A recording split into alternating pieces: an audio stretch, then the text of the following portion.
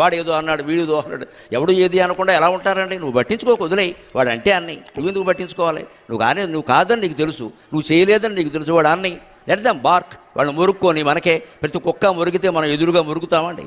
కుక్క మురిగితే మనం ఏం చేస్తాం? ఉడుపుగా తప్పించుకుని పక్కకి పారిపోతాం. అది మురిగింది అని మనం మురగంగా మరీ గట్టిగా మురిగితే రాయిట్టు కొడతాం, అయిపోయాయి. ప్రతిదానికి మనం సమాధానం చెప్పక్కర్లేదండి, అవసరం లేదు అక్కడ. అలాగని మనస్సులో పెట్టుకుని బాధపడకూడదు. ఇంకా అంతకంటే సమాధానం చెప్పడమే మంచిది.